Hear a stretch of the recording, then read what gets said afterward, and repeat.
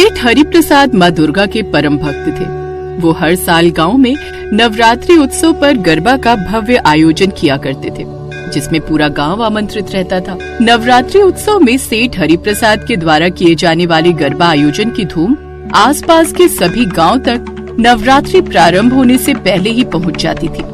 देखिए मुनीम जी, गरबा समारोह में कोई भी कमी नहीं रहनी चाहिए। आप जानते हैं मेरे लिए नवरात्रि उत्सव कितना महत्व रखता है। मैं प्रति 6 माह के बाद नवरात्रि उत्सव आने की प्रतीक्षा करता हूँ। आप नहीं जानते हैं मैं कितना उत्साहित हूँ। इसलिए शहर के बड़े से बड़े गरबा नृत्य करने वाले ग्रुप आप बुला लीजिए, ताकि गरबा आयोजन में खूब रंग जमे। आप चिंता मत कीजिए सेठ जी, शहर से बहुत बड़े गरबा नृत्य करने वाले ग्रुप को बुलाया है। बहुत बढ़िया नृत्य करते हैं। चलो अच्छा है, हमारी प्रीति भी शादी के बाद जमाई राजा के साथ गरबा फंक्शन देखने आ रही है। प्रीति के ससुराल वाले भी बहुत खुश होंगे इतनी तैयारी देखकर। वो भी तो पहली बार इस गरबा आयोजन में भाग लेंगे। बस माँ दुर्गा की कृपा से सब कुछ अच्छे से हो जाए। अरे प्रीति की माँ, सब कुछ अच्छे से होगा। माँ दुर्गा के आशीर्वाद से इस बार भी गरबा आयोजन बहुत बढ़िया होगा।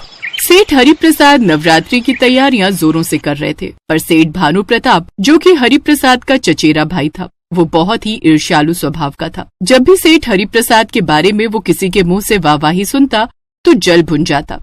अरे सेठ जी, आपने सुना? सेठ हरिप्रसाद जी बहुत भव्य गरबा आयोजन करने जा रहे हैं। क्या तैयारी हो रही है धर्मपुर गांव में?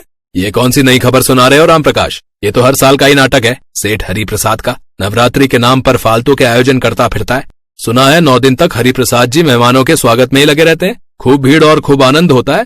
अरे ये सब तरीके होते हैं अपने मान सम्मान को बढ़ाते रहने के। ये सब हरिप्रसाद का घमंड है। वो अपने पैसे और रुतबे की नुमाइश करते हैं। अब मैं क्या ही बोलूं सेठ भानु प्रताप। अच्छा चलता हूँ, धर्मशाला में पत्नी और बच्चे इंतजार कर रहे होंगे। कल धर्मपुर गाँव भी जाना है। अब इतने सारे लोगों के मुंह से गरबा आयोजन की बातें सुनकर सेठ भानु प्रताप गुस्से में आग बबूला हो गया। सुबह से जिसको देखो सेठ हरिप्रसाद और गरबा आयोजन की ही बातें कर रहा है। मुझे इस हरिप्रसाद का कुछ तो करना ही होगा। हर साल ये गरबा आयोजन रख देता है और जिसको देखो इसकी वाहवाही करता रहता है। मेरा चचेरा भाई है, मेरी तो कोई इज्जत ही नहीं करता। जिसको देखो हरिप्रसाद के ही गुण गाता रहता है। सुनो जी, हरिप्रसाद भाई साहब ने गरबा आयोजन का न्योता भेजा है।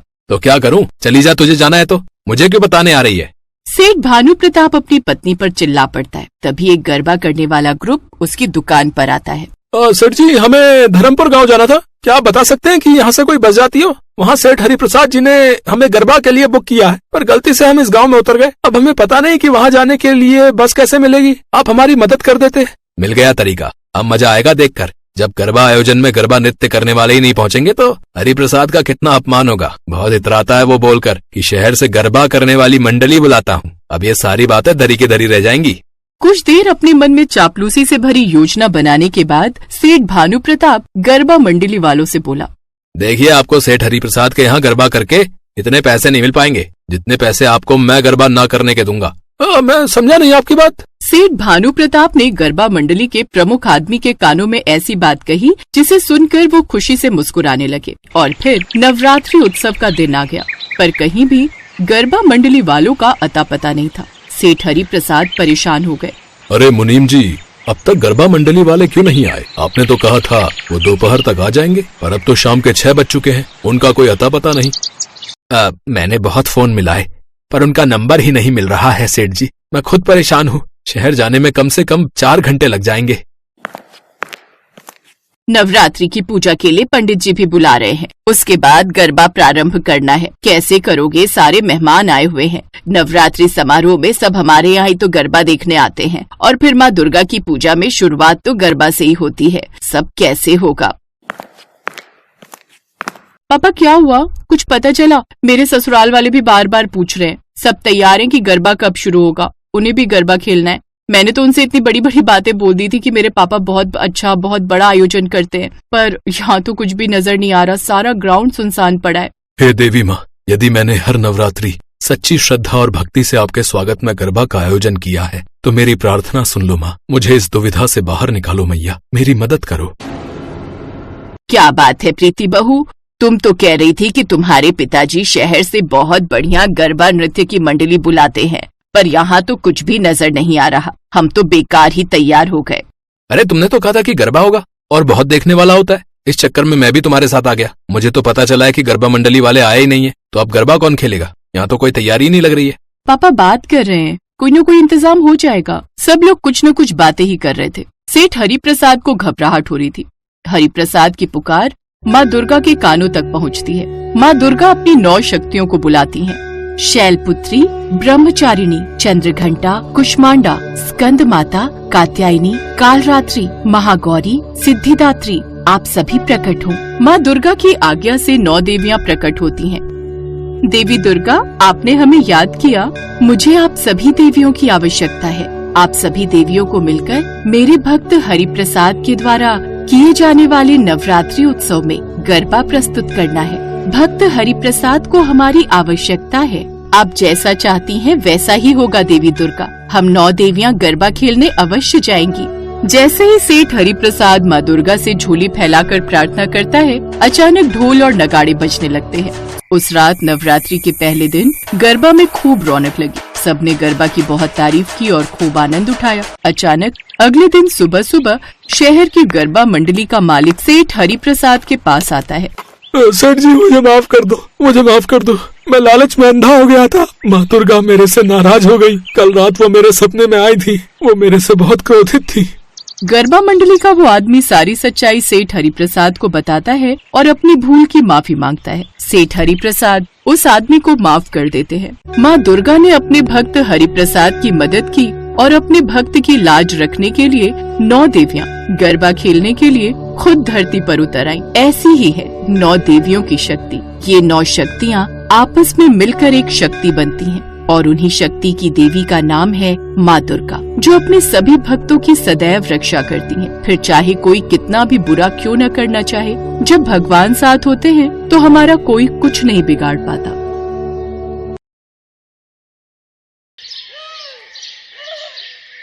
जम्मू के पास पहाड़ों से घिरा हुआ एक छोटा सा गांव था। वहां मोहन नाम का एक किसान रहता था। घर में उसकी बीवी और 2 बेटियां थीं। मोहन फसलें बेचकर दोपहर को घर जाता था और उसकी दोनों बेटियां उसके पास आकर कहती थीं, पापा पापा, आप हमारे लिए क्या लाए हो? चॉकलेट लाए हो ना? नहीं बेटी, बस एक कद्दू लाया हूँ। कद्दू? कद्दू से क्या होगा? हमें तो चॉकलेट खाना है। चॉकलेट से पेट थोड़ी भरेगा बेटी। आज चावल के साथ कद्दू की सब्जी खाएंगे। नहीं, मुझे कद्दू की सब्जी नहीं खानी। ये बोलकर दोनों बच्ची चली गई। मालती ने मोहन से कहा, बच्ची है ना, धीरे धीरे समझ जाएंगी। मैं इतना गरीब क्यों हूँ मालती? मैं अपनी बेटियों को 2 चॉकलेट भी नहीं ला के दे सकता। मैं कितना बुरा बाप हूँ ना। नहीं जी, आप बहुत अच्छे पिता हो। देखना, वैष्णो माता हमारी सारी परेशानी दूर कर देंगी। जय वैष्णो देवी की। मोहन नहा धोकर वैष्णो देवी की पूजा में बैठ गया। माते, आपको तो सब कुछ पता ही है। ये गरीबी जाती ही नहीं है। बस मेरी 2 बेटियों को मैं जिंदगी भर खुश देखना चाहता हूँ। आशीर्वाद दीजिए देवी माँ। जय वैष्णो देवी की। ऐसे ही उसकी जिंदगी बीत रही थी। लेकिन एक दिन गांव के बाहर एक सुपरमार्केट खुल गया। सभी गांव वाले गांव का बाजार छोड़कर सुपरमार्केट में ही अनाज खरीदने के लिए जाने लगे और मोहन के गांव के बाकी सभी किसान अपना अनाज उसी सुपरमार्केट में बेचने लगे। लेकिन मोहन ने ऐसा नहीं किया। अरे भाई, क्यों बेच रहे हो उन लालची लोगों को अनाज? है? अरे अच्छा खासा पैसा मिल रहा है मोहन भाई, है? अरे तुम भी बेचो और ढेर सारा मुनाफा कमाओ। वो हमें बुद्धू बना रहे हैं भाई। अभी वो हमसे महंगा अनाज खरीद के लोगों को सस्ते में बेच रहा है, लेकिन जब सभी सुपरमार्केट ही जाने लगेंगे तब वो हमसे बहुत कम दाम में अनाज खरीदेंगे और हमें तब उन्हें ही बेचना पड़ेगा। हैं? वो क्यों? क्योंकि तब लोग गांव के बाजार में आना बंद कर देंगे। तुम जो भी बोलो मोहन भाई, तब का तब देखा जाएगा। अभी फायदा हो रहा है, क्यों ना बेचूं वहां। मोहन को जो बात समझ में आ गई वो बाकी किसान नहीं समझ पा रहे थे। पापा, आज आटा लाए हो ना?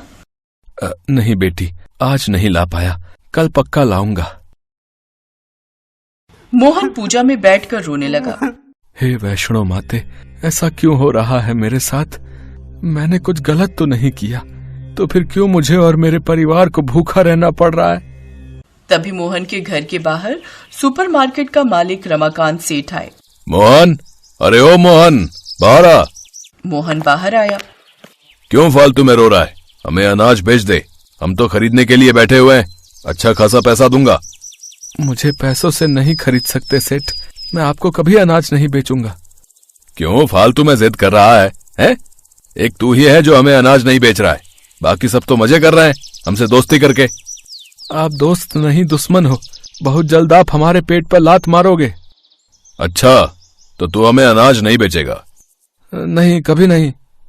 ठीक है, मैं भी देखता हूँ कि तू उस बाजार में कब तक अनाज बेच पाता है। ये बोलकर रमाकांत चला गया। अगले दिन मोहन बाजार में अनाज लेकर गया। एक दो लोगों ने आकर मिर्ची वगैरह खरीदी। और भी सब्जी लो ना साहब, साग है, टमाटर है। नहीं, सुपरमार्केट में बहुत कम दाम में मिल रहा है ये सब। ये बोलकर वो आदमी चला गया। तभी वहां एक बूढ़ी औरत आई।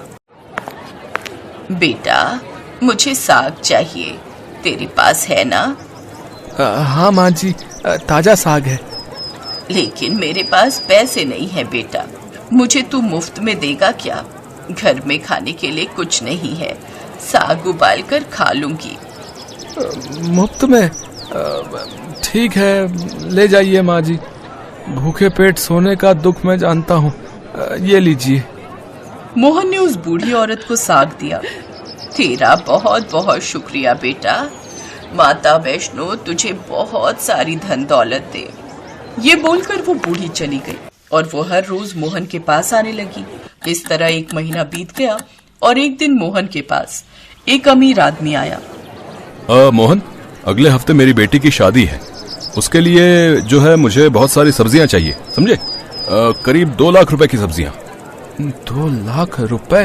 हो जाएगा मालिक, लेकिन आप सुपरमार्केट से ना खरीद कर मेरे पास क्यों आए हो? अरे सुना है सुपरमार्केट वाले सब्जियों को ज्यादा दिन तक ताजा रखने के लिए दवाई मिला रहे हैं। मुझे ताजी सब्जियां चाहिए भाई। बोलो, हो जाएगा ना? हाँ हाँ, हो जाएगा हो जाएगा। मोहन बहुत खुश हुआ। बस 1 हफ्ते बाद मुझे बहुत सारा पैसा मिलेगा, फिर मैं तुम लोगों के लिए चॉकलेट लाऊंगा। हाँ। मोहन की बेटियां भी बहुत खुश हुई, लेकिन ये बात रमाकांत सेठ के कानों में पहुंच गई।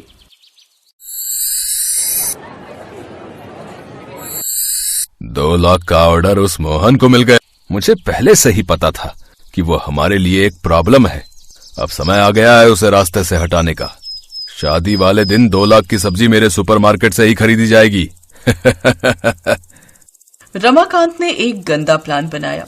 शादी से एक दिन पहले पूरा खेत ताजी सब्जियों से खिल उठा था और तभी रमाकांत वहां आया और पीछे से मोहन के सर पर मारा। मोहन बेहोश हो गया और तब रमाकांत सारी सब्जियां चुरा कर ले गया। वो रो ही रहा था कि तभी वहां वो बूढ़ी औरत आ गई। रो मत बेटा, तू घर जा, मैं सब ठीक कर दूंगी। आप सब ठीक कर दोगे? कैसे? कहा ना तुझे चिंता करने की जरूरत नहीं है, तूने मेरी मदद की थी, अब मैं तेरी मदद करूंगी। ये बोलकर वो बूढ़ी औरत खेत में उतर गई और पूरे खेत में सब्जियों के बीज फैलाने लगी। उसके बाद पानी भी डाला। मोहन घर चला आया। अगले दिन सुबह सुबह वो अमीर आदमी पैसे लेकर चला आया। उस आदमी को लेकर मोहन खेत में गया। देखा सच में वहां सब्जियां ही सब्जियां हैं। ताजी सब्जियां देखकर उस अमीर आदमी ने मोहन को 2 लाख के बदले 2.5 लाख रुपए दिए। उस आदमी के जाने के बाद ही वहां वो बूढ़ी औरत आ गई। क्यों, कहा था ना? आप कोई साधारण इंसान नहीं हो, आप कौन हो? तभी वो बूढ़ी औरत माता वैष्णो में बदल गई और बोली, वत्स, तुझसे मैं प्रसन्न हूँ, इसीलिए मैंने तेरी मदद की। तू चिंता मत कर वत्स, बुरी शक्तियों का नाश करना ही मेरा काम है। बाजार में फिर से लोग आएंगे, तुझे कभी भी किसी भी चीज की कमी नहीं होगी। तथास्तु। माता वैष्णो अदृश्य हो गई। अगले ही दिन खबर आई कि सुपरमार्केट में आग लग गई है और सब कुछ जलकर राख हो गया है। गांव के बाजार में फिर से लोग आने लगे और माता वैष्णो की कृपा से खुशी खुशी जीने लगा।